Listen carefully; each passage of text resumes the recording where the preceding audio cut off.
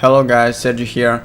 Well, in this video we will discuss about the combat changes, moral changes and the unit stat scale in Rome 2 Total War. First things first, combat changes. There have been big changes to the combat system for Rome 2. For example, weapons damage is split into two parts, base damage and armor piercing damage, referred to as AP damage from here on out. AP damage is always applied, but base damage can be blocked by armor. Melee weapons and projectiles have this damage split. Health is the amount of hit points a soldier in a unit has, and damage dealt reduces a soldier's hit points. This system gives to creative assembly a lot more flexibility in how they balance the units. Whereas before an axe may have been set as armor piercing, which would reduce target armor by half, the new system allows them to give axes lots of AP damage but little base damage, so that most of their damage cannot be blocked by armor. Other weapons may have the other extreme, lots of base damage but low AP damage, which would make them fantastic against units with low armor but weak against more heavily armored opponents. All weapons do some AP damage, so you can always guarantee that no matter who is fighting who, some damage will always be done, though this may be very little.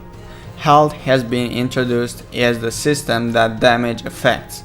Most units will have a similar amount of health, more for cavalry when mounted to show the hit points of horses, and armor will be a bigger factor in a unit's survivability, as that can block damage, whereas health can only absorb so much.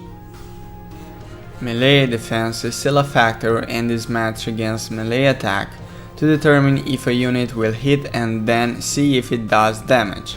Shields in Rome 2 do not just provide a bonus to melee defense, they now can provide a bonus to both melee defense and armor when a soldier is attacked from the front or left. How much of a bonus is given to melee defense or armor is dependent on the shield a unit has in the database. So a hoplite shield will give a big bonus to armor but less to melee defense due to how it was held close to the body and could not be moved around lots. But a Celtic shield will give a big bonus to melee defense, showing how it was used much more actively. Charge bonus now affects both melee attack and damage to reflect the changes made to the combat system. All these changes allow for a lot more flexibility and more depth to be portrayed in the unit balancing and combat calculations. This system has more depth to it than any previous Total War games, while is keeping the rules simple so players can grasp what each stat means. All the complexity of the previous system has been retained with more added to it. A brief note here on range combat. With the way they display arcs to show the range of missile units, dynamic hate based range bonuses are basically impossible to do, as it is entirely dependent on who the unit is targeting. Instead, they have implemented a damage bonus for ranged units firing down on enemies and a damage reduction for ranged units firing up on enemies. The new combat rules also have 1v many combat coded into them.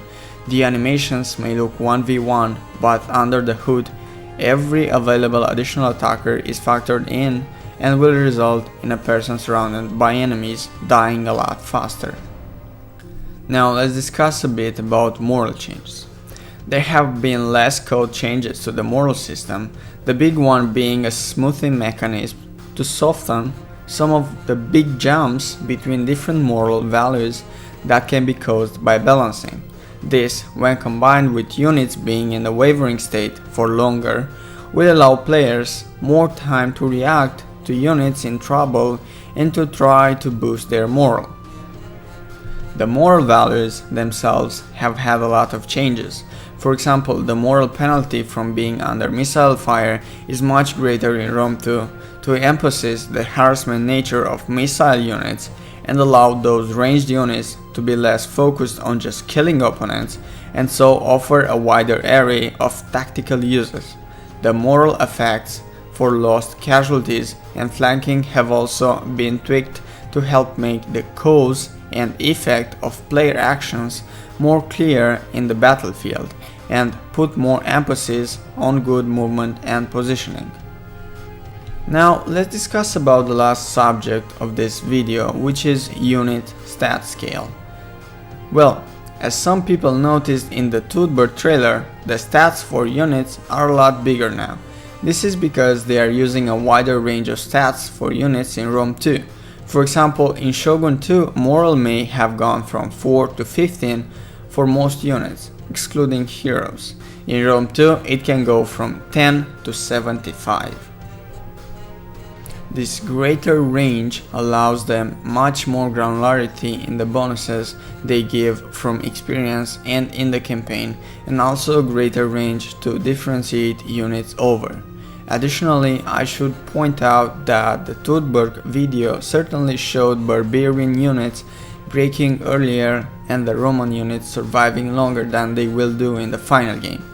They tweaked this for the video, so that the guy demoing it could actually get through the battle to the end without dying horribly halfway through. It can be hilarious when that happens for the 5th time in a row, but maybe not so much when they are trying to record a video to show us. Guys, thank you for watching and make sure to subscribe for more updates regarding Total War Rome 2. Have a great day.